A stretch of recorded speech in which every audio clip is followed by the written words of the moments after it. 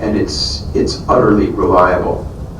The problem is the screening tests are not reliable, and there's nothing that forces Costco, for instance, God bless them, why they gotta have drug-free workplace, I don't know. Think of all the 10-pound things of peanut butter they could sell. They're not required to confirm. So an HIV patient who discontinued their drug to pass their urine test, or who didn't, who tested positive, could lose his job because, or was at least one who was applying for a job, not somebody who had it already, because they're under no obligation to confirm. There's a big difference in the tests. This is the #1 test used for screening, whether it's government regulated or not. And the little, two little bent lines, that represents an antibody. Right?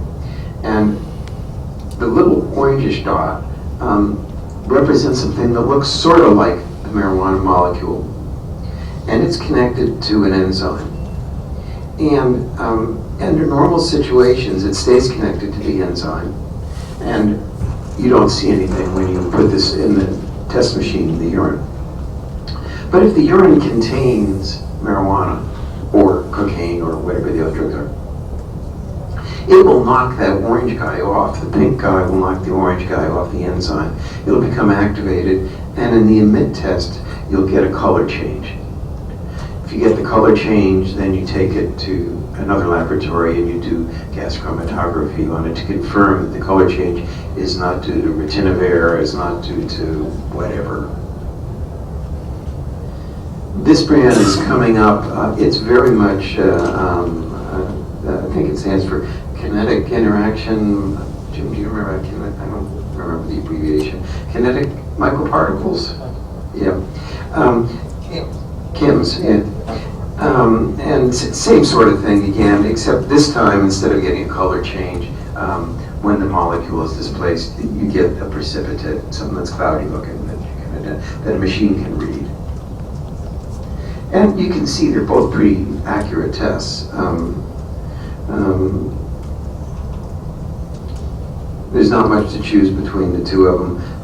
But for marijuana, their positivity rate on a known specimen can be only around the 50% range. How accurate is the process? Well, there was a study done early last year. They took 738 specimens, I think they were collected in London, and 322 samples were sent here for study, and 416 were done in the UK. This was an international cooperative study. And half these were divided in those tested by KIMS and those tested with EMIT. And of those 700, they had 4 subjects who were positive, who were actually positive out of 63 who screened positive. The mean concentration in the urine, I heard Paul talk about 15 nanograms as the cutoff, was actually 1,000. What about fiddling with your urine sample? Well, it's doable, but you'll get caught. The urine routine, the law requires, and if it's amateur drug testing, anything can be done. The law requires the temperature be at 90.5 to 98.9. The specific gravity has to be between 1.005 and 1.020. You know salts in it if the specific gravity is over 1.03. They're just countless experiments proving that.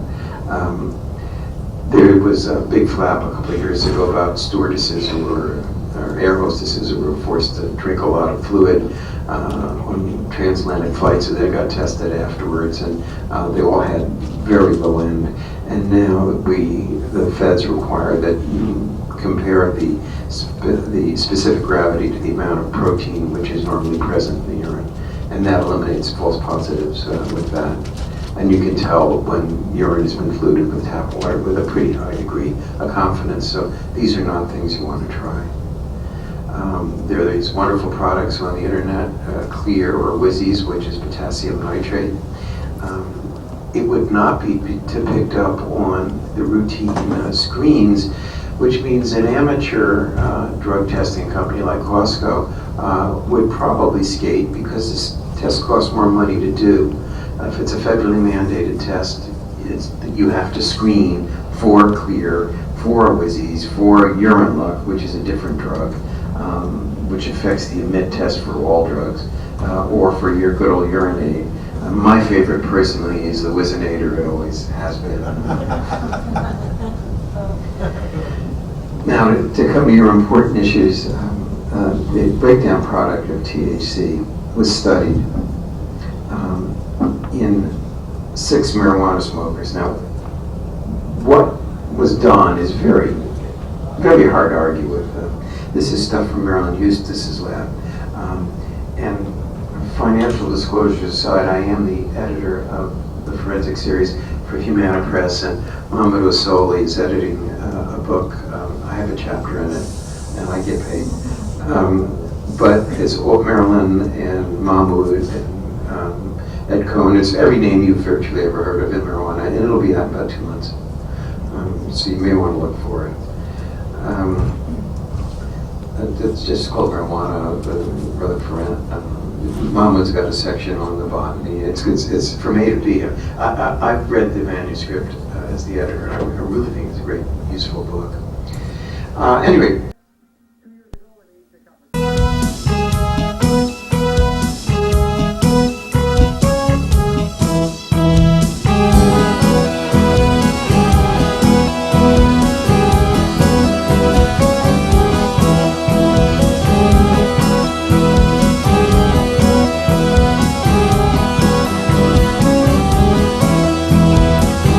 We so happy we alive, we together can survive.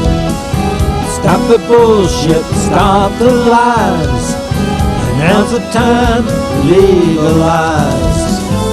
Tell me brother, tell me true, what the hell we gonna do?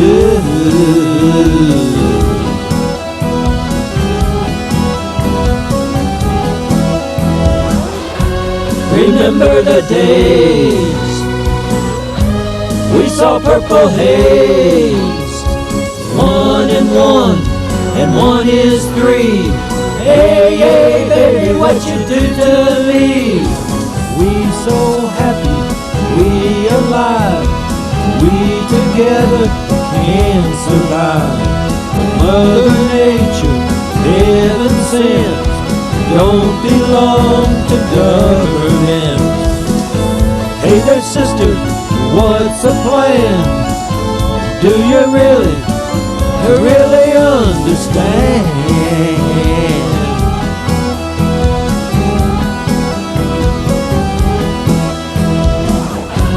Remember the days we saw purple haze. 1 and 1 is 3. Hey, hey, baby, what you do to me? We so happy, we alive, we together can survive. Stop the bullshit, stop the lies, now's the time to legalize. Half the world up in smoke, where on earth can we take a tug?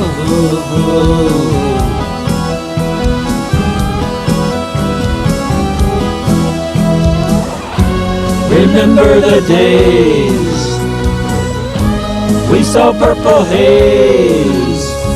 1 and 1 is 3. Hey, hey, baby, what you do to me? Human nature full and free modifies reality. Open up, inner flower, peace and love, inner power. Open up, inner flower, peace and love, inner power.